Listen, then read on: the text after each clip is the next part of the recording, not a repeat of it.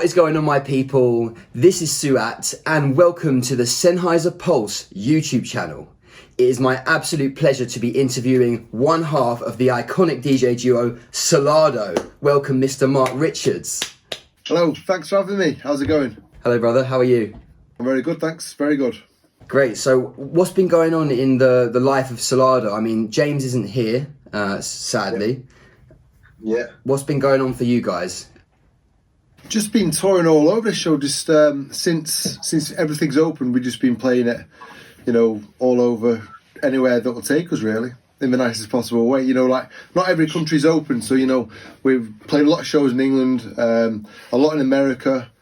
I can't even remember where else we've been. Well, don't worry, because I've got it right here. It looks like you've been to Bucharest for Saga Festival. Yeah, we were there on Saturday. Yeah. You played Park Life on that ridiculously huge stage. How was that?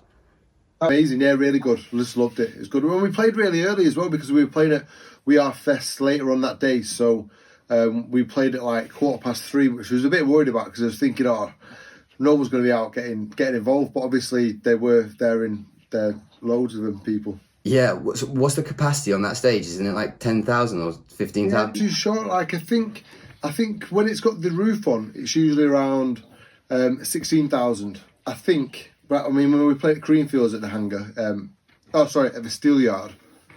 Well, it was the Steel Yard we played in, I think. I don't know. I think it was a Steel Yard. Yeah, no, I think it was a Steel Yard, and the Steel Yard at Creamfields at 16,000. So I'm assuming at Park Life it'd be the same amount of people, but maybe more because it was open this time round. So people were coming out the size of it as well.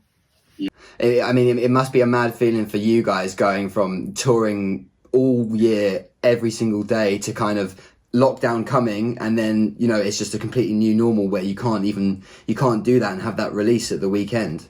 Yeah, it was a nightmare, to be honest. Just I was had 2 young kids there, and just staying in all the time was just just long. I mean, it was all right for a little bit. I mean, people say you get to make some tunes, and I made a load of tunes, but there's only so many tunes you can make. Yeah. Before you need a social life, and so I guess like now things are kind of returning slightly to normal. Are you feeling that in the events, or is it still a bit like there's a bit of uncertainty, people are scared? I've not seen any uncertainty at all, to be honest. Everywhere we play's been full, and like people usually just sold out. It's all right for some, isn't it?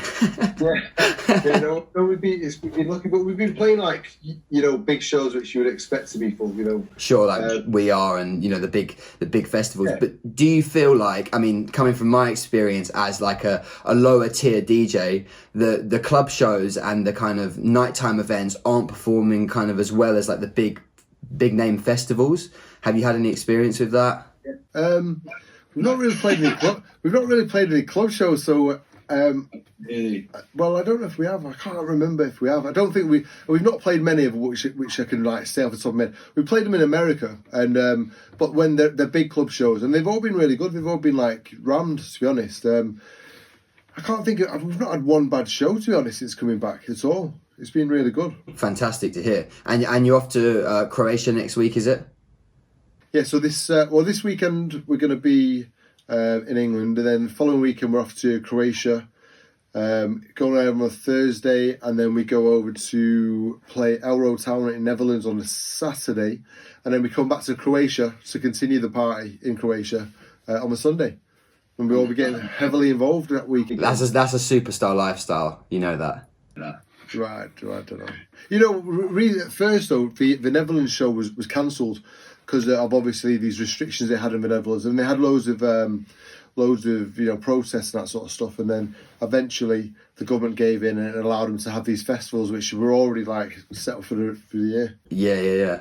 No, it's nice to see things are coming out. But anyway, let's move on. So you're by yourself right now. You're one half of Solardo. Yeah. Your partner James.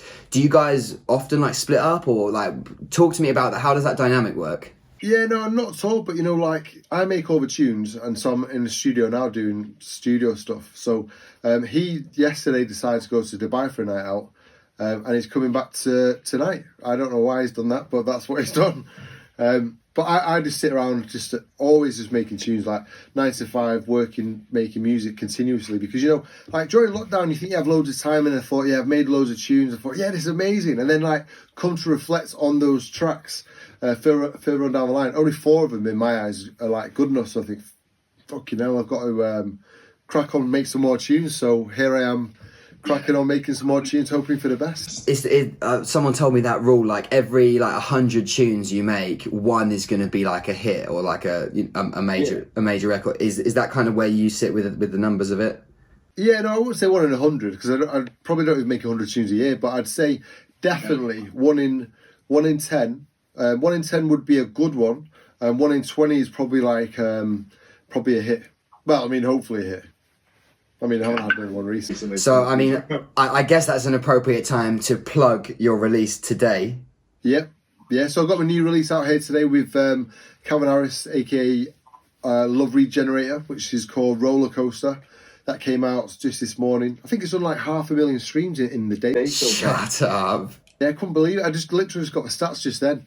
Yeah, it's amazing. And, you know, releasing with like Calvin Harris, it's just like, it's a different ball game, you know. The reach he has compared with like what we would normally have ourselves is just astronomical, and you don't even realise until you actually release a track yourself, and then you just see it take off on social media, the streams, just the full-on interest of the whole world. So it's been a real eye opener to the whole world. Yeah, that's like a really strong look collab, because it's not Calvin Harris, right? It's, you know, Love Regenerator, which is a bit deeper, a bit kind of like clubbier. Yeah, it's completely just like, I mean, the track itself is like full on acid, real hard club hit. Wagga, wagga, wagga, wagga, wagga, wagga, wagga, wagga, wagga, wagga. Yeah, it's hardcore. And then the B side is a full on like old school break sort of tune, so it's cool. It's completely different what he does, and it's just good to get out music with him. Yeah, how does that relationship sort of formulate? Like, is he someone you've always kind of wanted to collaborate with, or is it an organic, like, are you guys mates? Yeah, so what happened was, it was a few years ago, we was playing at Ushuaia, and then and my mate tapped me on the shoulder and said, oh, this guy wants to meet you. And I'm DJing, and obviously I'm probably off my head at that point. I mean, I don't do what I used to do so much now, but at that point I definitely would have been.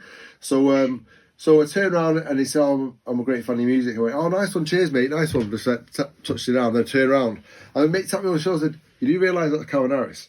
And I went, what? So by this time he's obviously gone, and then so I messaged him on Twitter afterwards. Saying, "Oh, sorry about that. I didn't even realise. You know, I was in the moment. Massive fan. Great to meet you." I said, "Yeah, cool." Mate. And then basically just started chatting from there, and then said, "Let's just get on some tunes together." So we did a couple of other tunes. Oh, in fact, before that, he was sending us some tracks, which he was just saying, "I'm just making this sort of music. What do you think of it?" Not that he needs my opinion, but I mean, he was passing me some tunes over, and I said, "Yeah, these are wicked." And then he obviously subsequently released them, and then he sent me some other music over from his mate, which we released on Solar. And then I said, "Oh, do you want to try and make some tunes together?" So he said, "Yeah, definitely. Right, he's well up for it." So we made a few. The first one, we had quite a big singer on it, and then it didn't come out as sounding as good as what we wanted it to sound. So we didn't end up using that one. So we ended up just having these two, which we've got now. Unreal. So the name Solardo, like, it's a very infamous name. Like, I feel like 17-year-olds who are just getting into it know Solardo, and people who have been in the circuit for years know Solardo. What is Solardo? What is the name of it? Like, I mean, I've heard some rumours and stuff like that, like it's a brand of kayak or something, but tell everyone right now what it is. So what happened was, when we first started making tunes, we obviously spent ages trying to like perfect a sort of sound which was different from everyone else. And then once we had the tracks ready, we then thought, right, we need a cool name. So we started looking around and thinking, who does more successful in the music world? People with foreign names. So we thought, right, we can't use our names. We can't say it's Mark and James, because we just probably go nowhere. So we thought, let's just make up a foreign sounding name and pretend we're foreign. You know, because if you look at like the Solomons, Lucianos, and we thought we need something cool like we need something cool like that. So we went through loads of different random things, and then it just basically Solardo doesn't mean anything.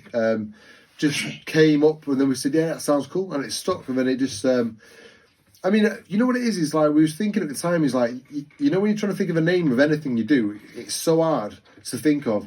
But then when you see it around so much, it becomes a complete norm. And an example what we used at the time was like Disclosure. We're thinking, if someone said, I'm going to call myself Disclosure, you think, that's a weird name. But then when you see it so many times, like, it just becomes a complete normal name and a cool name. You know what I mean? So that's what we did with Solardo. We just thought we'll just make up some random name and hopefully people think it's cool. It just becomes the new normal. Yeah, like I think that about like just random words in the English dictionary, like flannel. Like how is that even a thing? But everyone knows what a flannel is, and most people use one. Yeah, exactly. Yeah. But I mean, like, so say like bicep. Yeah, bicep is like, you would never really call yourself over, you know, a body part. But bicep did, and now it's well cool. It's like a cool name. Yeah. So it's just like, you can take anything you want and make it cool, I think so.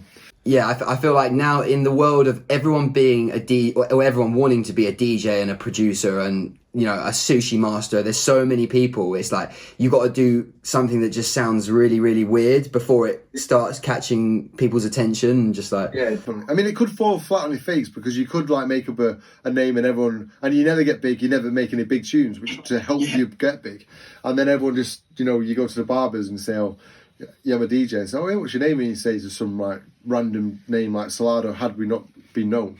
And then you go, that's a weird name.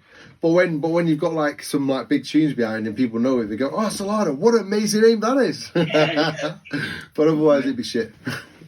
Unreal. So I just want to rewind a little bit, like starting off your DJ journey, like did you know you wanted to be a DJ? How did that journey start for you? Did you go and see someone and like, tell me more?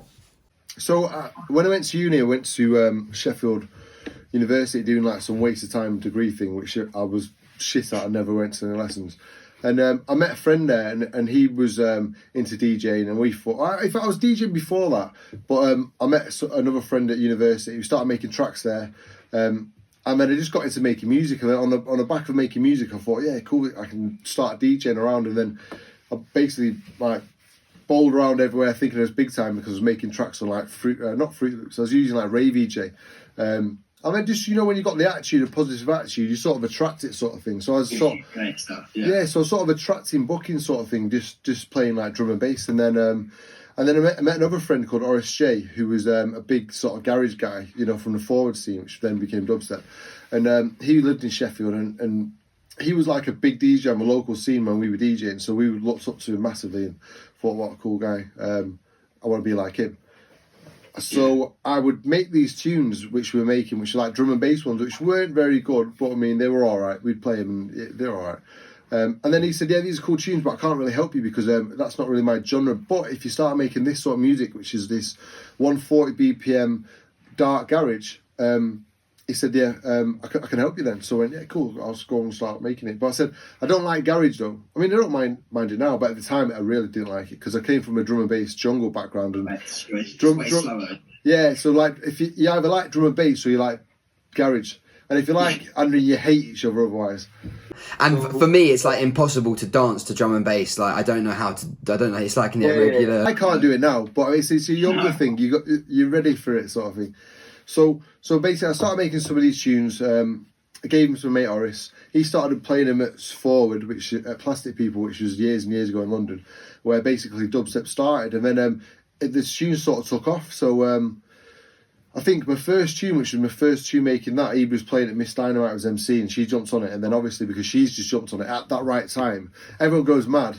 And then everyone just remembers that tune. So then that tune then became sort of half big in that world. And then I signed some more tunes in that world, in that genre. And then Aphex Twin came along and said, I want to do an album with you, doing this sort of genre of music. So I did it with Plastician and Slaughter Mob. And we did an album called Grime, which came out in like 2004-ish, I think. And then it was on Aphex Twin's label. And then basically... at that point, I wasn't really DJing too much. I mean, I was doing little bits and bobs everywhere. But he said, "Do you want to come to America on tour with me?" And some of it, Sound Murder and Bogdan Rosinski playing breakcore at like 200 BPM. It was like some mad shit. And I said, "Yeah, cool." So me and Plastician went out there with him, and then that's when we really started, like, you know, getting fully involved in the DJing scene. Because it was just, you know, out in America, English people think you must be big, which obviously we weren't. But I mean. but when people come and see and start really having a reaction and stuff and start going off and, you actually start thinking you're a DJ then. So then that's when I really started pursuing it even more so. And then just did that for years and then eventually gave up and then started house. Yeah, sure. It's interesting to find out that you were kind of first on the drum and bass. That was my entry point, like, albeit, recent years. I was like UKF and like that dubstep scene with like Scream and Benga and all of that kind of stuff. So will we be seeing some kind of alias drum and bass? Like, is that done and dusted for you? Nah, yeah, it's done and dusted. But it's funny you said UKF because I started out my drum and bass career on Drum and Bass Arena. So Drum and Bass Arena, obviously, AEI owned UKF. So back then, Drum and Bass Arena, or AEI, the company which owns all that, was based in Sheffield. So my first gigs doing drum and bass were at Drum and Bass Arena. But yeah, I won't be making any of them tunes. In fact, I did make a tune with Friction actually recently. Oh, really? Yeah, it was like a halfway between house and drum and bass sort of thing. I'm not too sure what we'll do with it, but yeah, I don't really have time to make my own tunes as it is now anyway, let alone, start making other tunes. But I would have thought I would have had time now, but, we've locked down. What, now you're a dad of two, you think you'll have time for that? Yeah, no. But during lockdown, I thought, yeah, I'll have time. But, when the kids aren't at, like, nursery and that sort of stuff, you're not sitting down making tunes. Yeah, so that must be difficult. Like, I'm not nearly like as world touring as you, but you're not only touring the world, but like raising two children. Like, how does that work for you? How do you juggle that? What's your kind of? Yeah, well, it's quite hard, but then it's become easier over time. Like we was doing like 200. I think just before lockdown, we were doing like 220 shows a year. So as you can imagine, that's like a lot. But that's like doubling up on certain days. But what I would do would bring him with me to some places. So what I do now at the moment now is, say for instance, I don't know, we've got a residency in Dubai. So what I do with the kids and the missus is just bring them with me, and then just make them happy. I'll go do the gig, come back, and then everyone's chilling again. But it's still hard work, but getting on easy and that sort of stuff going on. So when you're not kind of like in the studio making beats or kind of touring the world, what do you do to kind of like relax, unwind? Do you have like some hobbies that we might not already know about? I've been all over the internet, so I know, but it'd be good to know, to let the fans kind of know, like, what do you do to unwind when you're at home?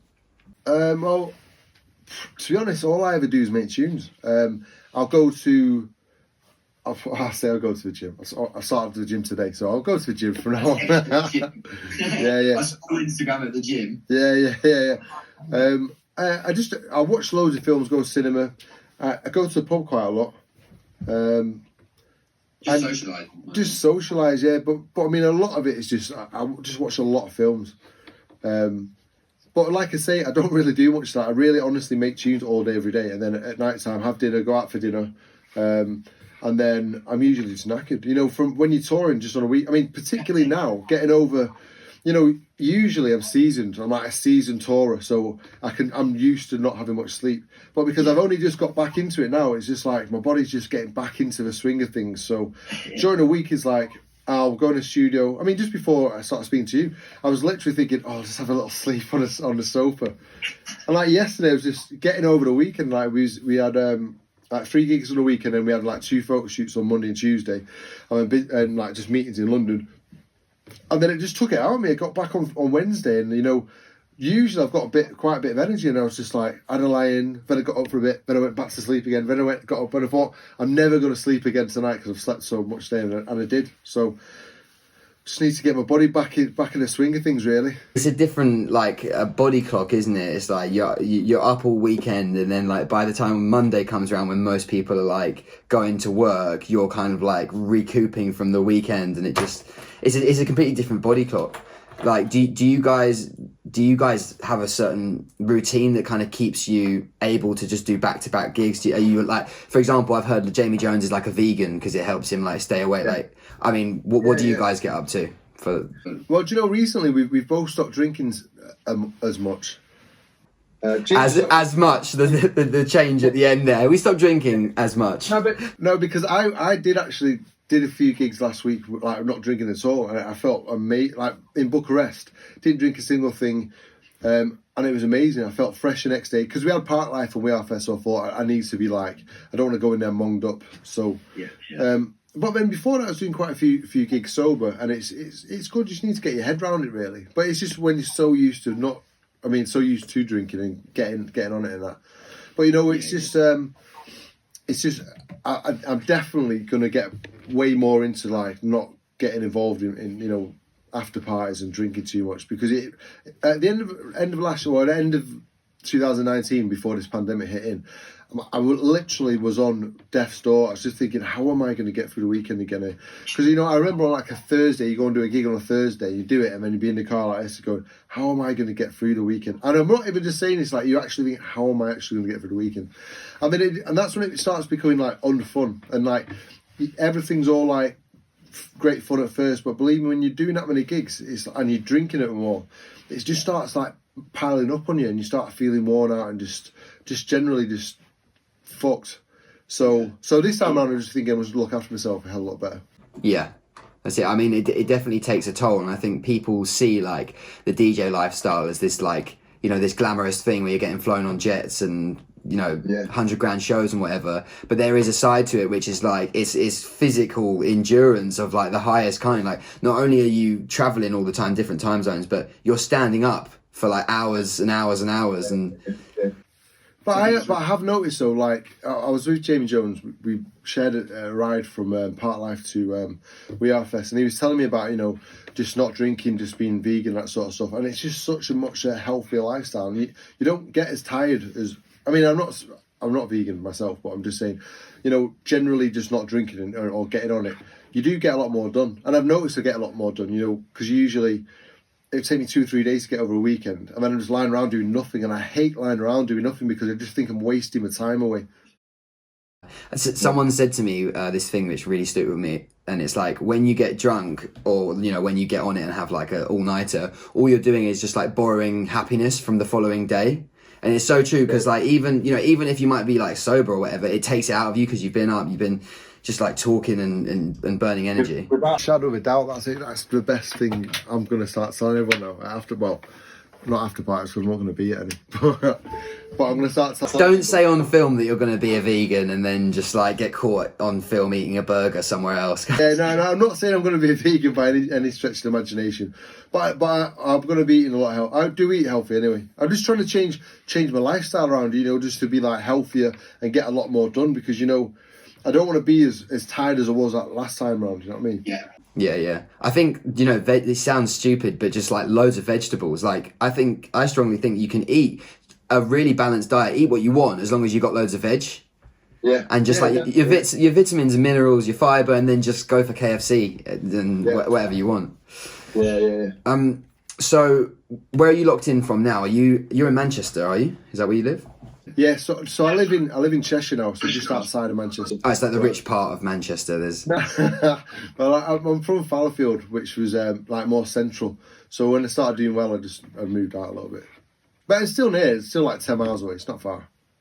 Yeah. Manchester born and bred, right? Yeah.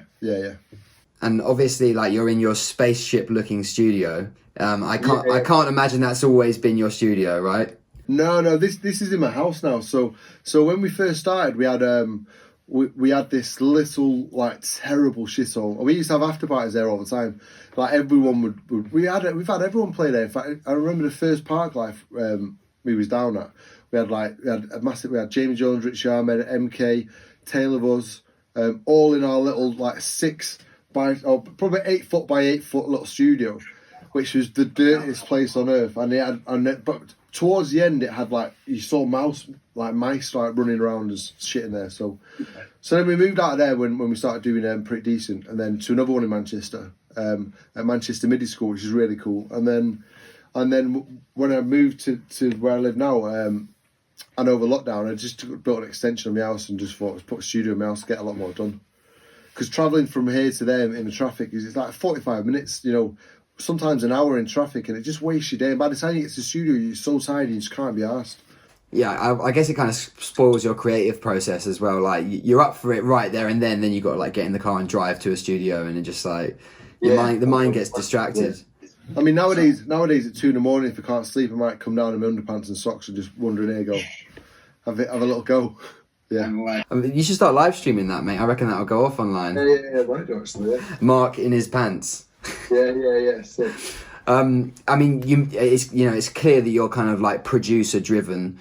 How long have you been producing, and when was your like first release? And what I'm trying to gauge is like any of the aspiring producers and DJs, like what does it take to get to the level that you're at now, where you're touring the world, basically from producing, right? I mean, that's how you started.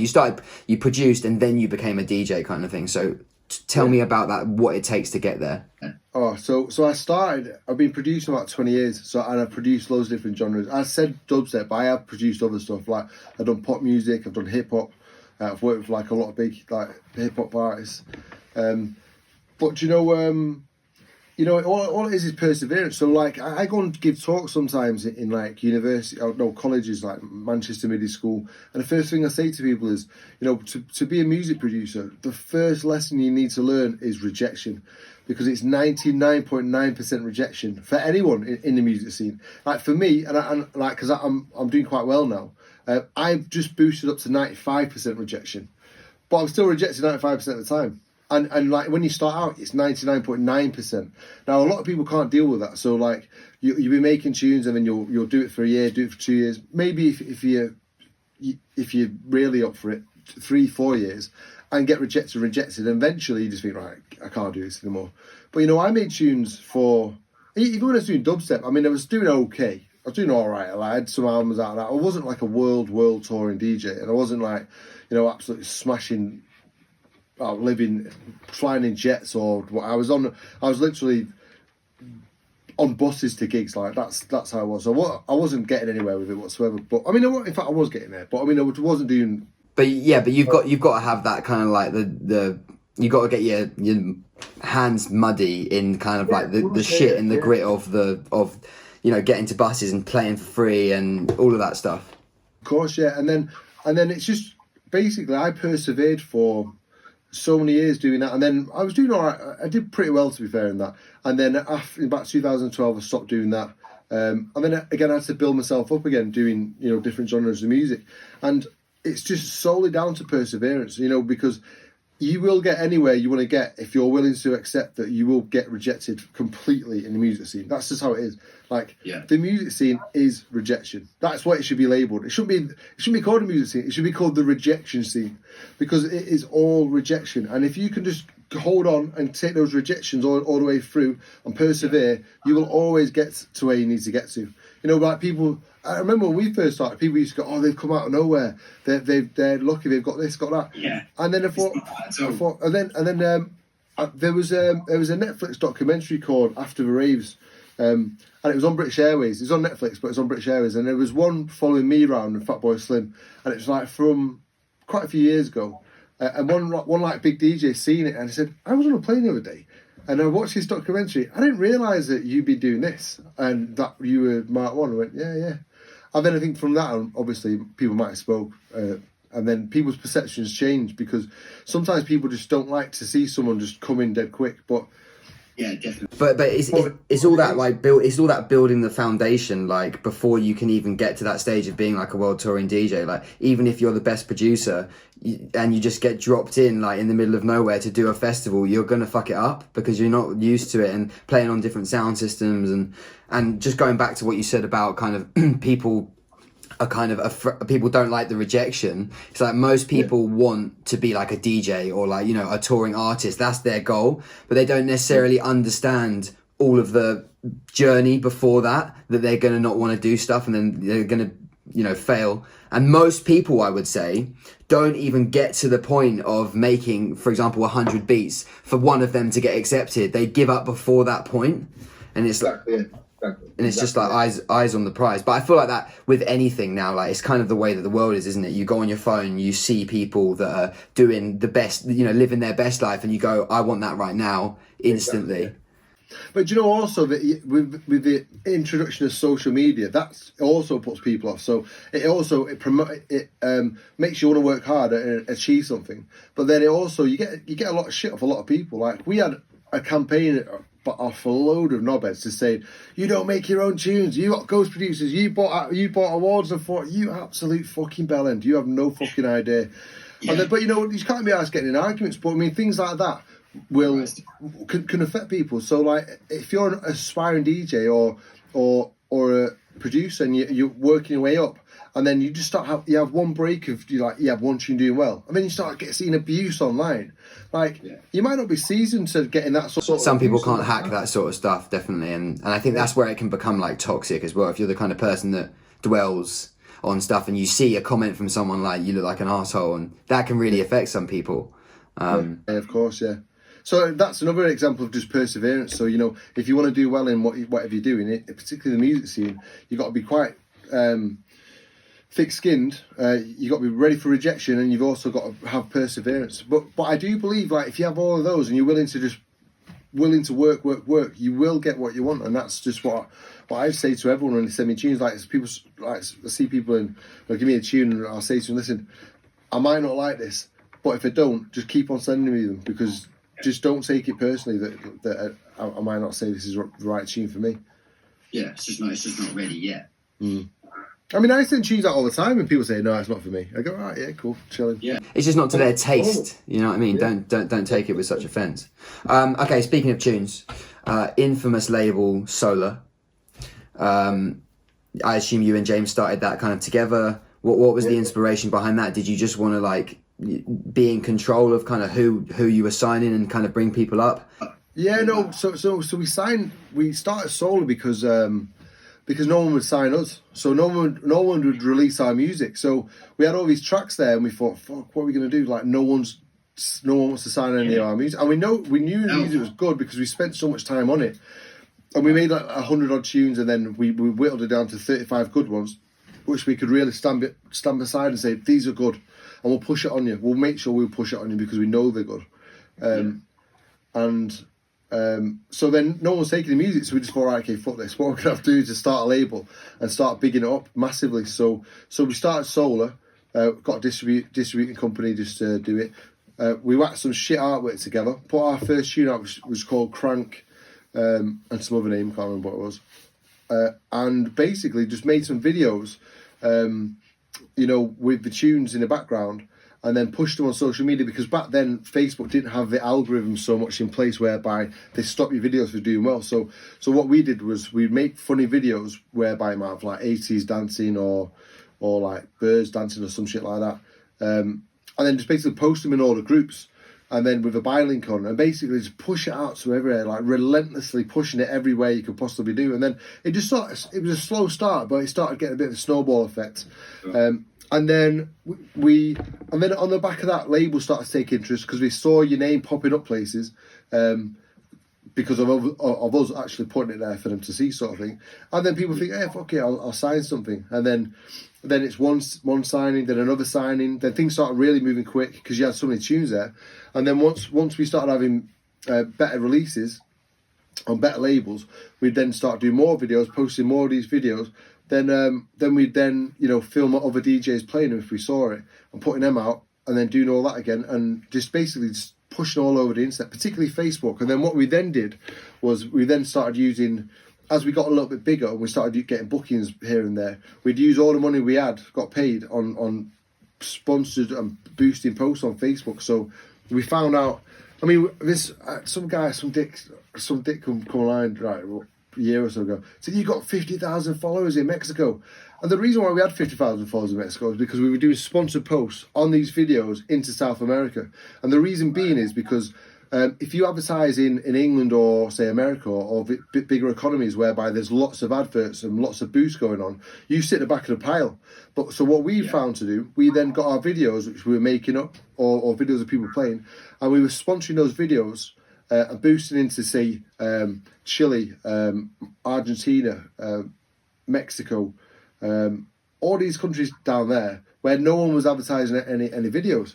So we would then spending £50 and getting 75,000 to 100,000 views, and loads of likes. And if you look at all the comments, if you go back, I mean, I don't know how far Facebook goes, but if you went right to the beginning of our Facebook, you'll see all these comments and all these shares. And we was thinking, yeah, it's all very good, but I mean, do you think people even know? But then we started getting huge bookings in like South America for like really decent money. We thought, fuck, this is actually working, this shit.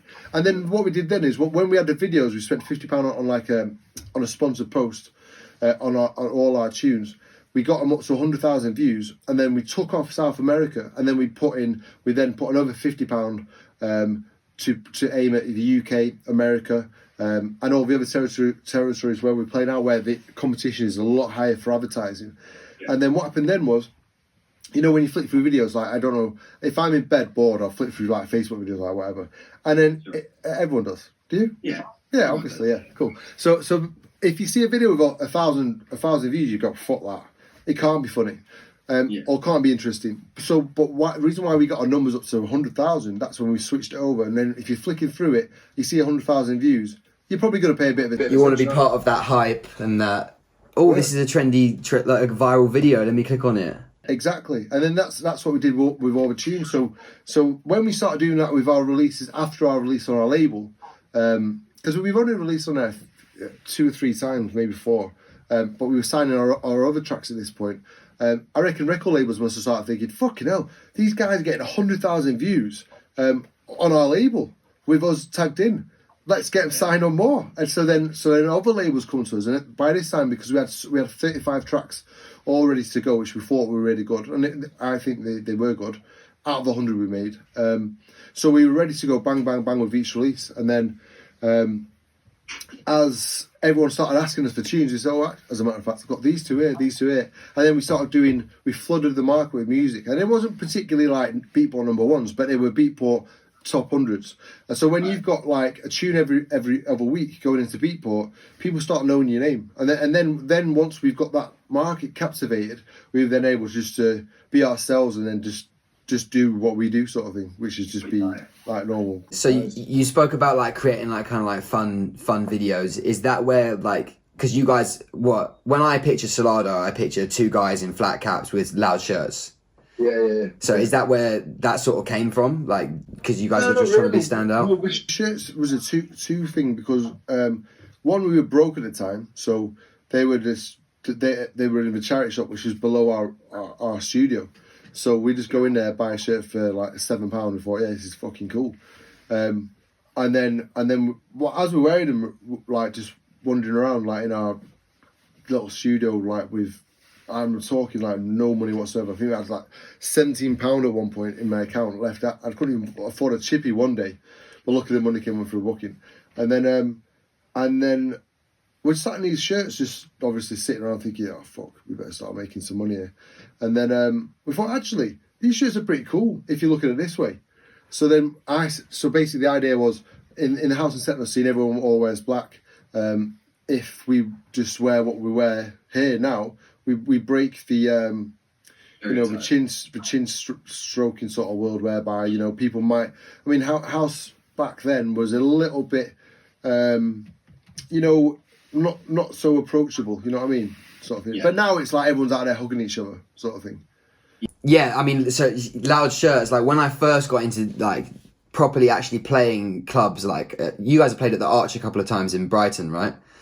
Yeah. So I had a residency there, and like when we were first getting into it, it was that Tribesman track by you guys that blew up. I imagine, is that one of your like kind of biggest tracks? I mean, you've got some more recent ones. Well, I mean, it was back then. Yeah, definitely. That was one which sort of broke us in, because of, like what I said. We sort of like flooded the market, and then we knew that once we flooded, we had to come up with something to really put a stamp on it. So luckily that tune came about, and then that put a stamp on it, and then from then on we had to just like aim to just get some real big tunes out there to keep it maintained, sort of thing. Just keep that snowball building, the momentum going. Yeah, and luckily we did. Yeah. I mean, definitely the tracks that you play and like the tracks that you guys make, I would say like it appeals to like a wider audience than just your standard like underground you know, cool DJs is, you know, you pick up that wider audience. So like, what's the best sets that you play in, and how does your sound maybe change from a festival versus a club versus, you know, like a wedding? I don't know if you guys do weddings still. Yeah. When we do weddings, we usually play like we do change it around. Yeah, we change our sound all the time where we play. If we're playing a big festival, we always just play like heavy, energetic music, but then we always just try and go up and down with our sets. So we'll come down to the cooler stuff, and then bring it back up, and then bring it back down, sort of thing.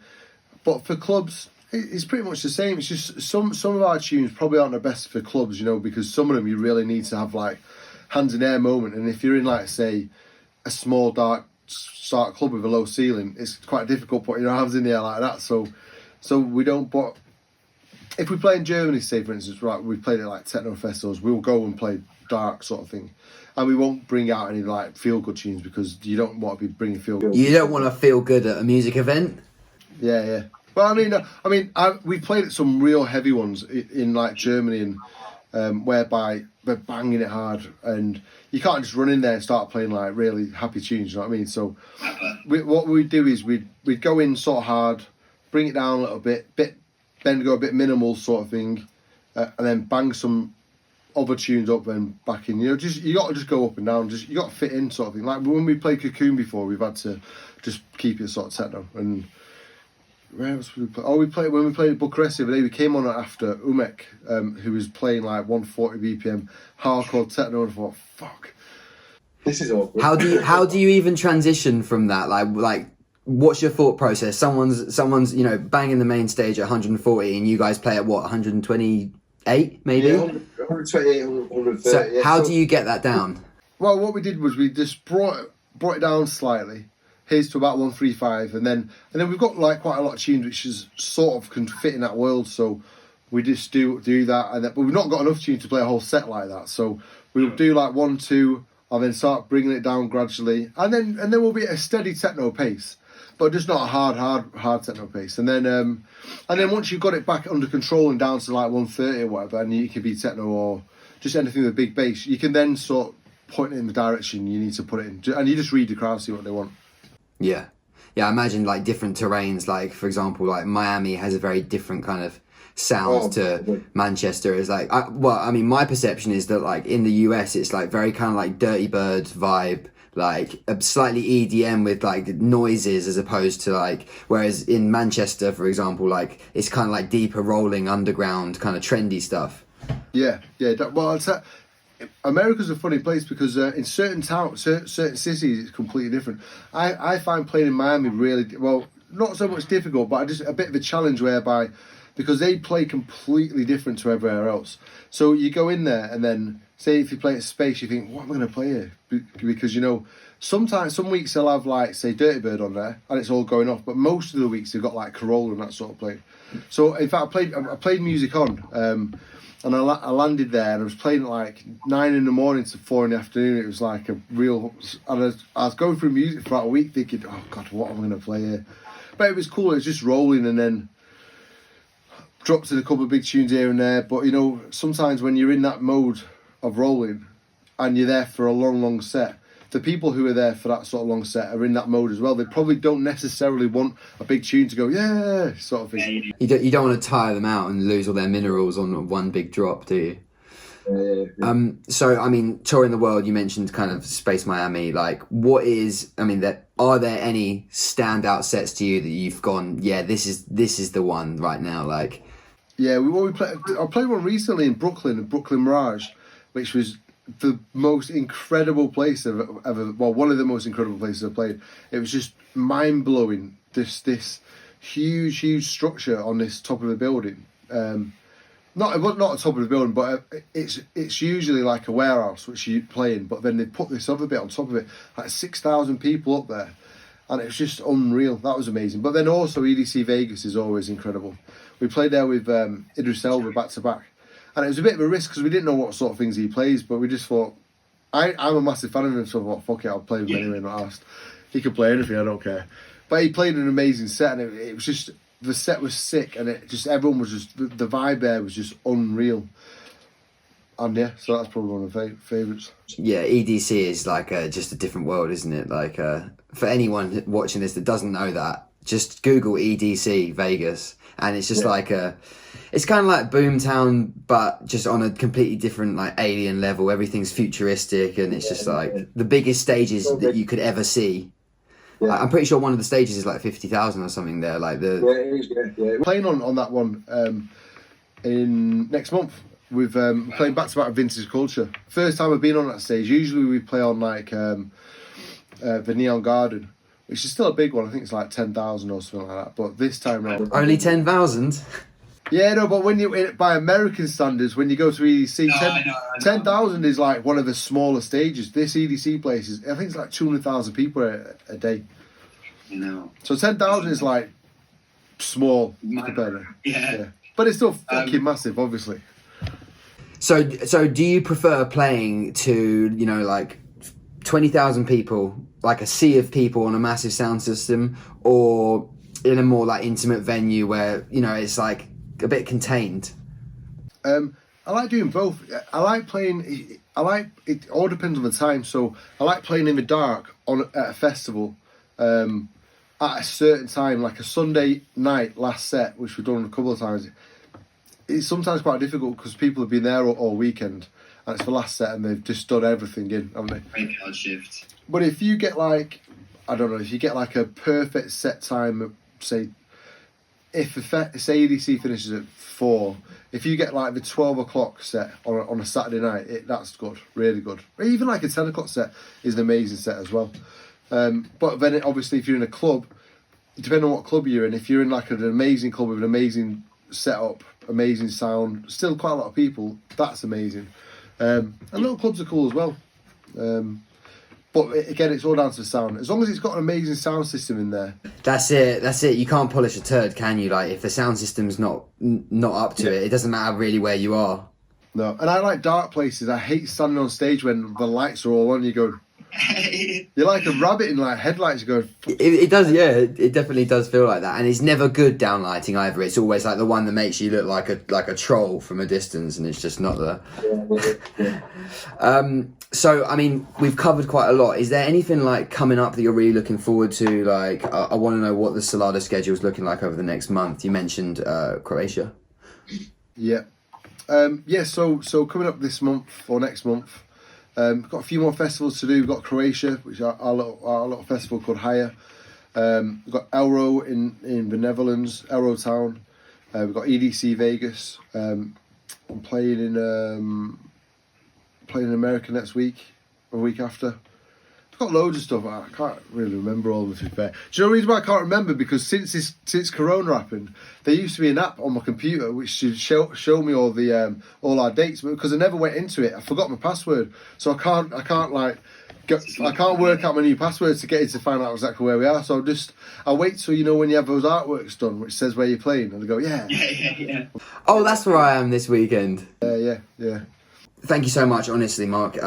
Great to meet you. And on behalf of me and the Sennheiser Pulse YouTube channel, we just want to say thank you so much. Nice one. Cheers. Thanks very much, man. Big love, brother.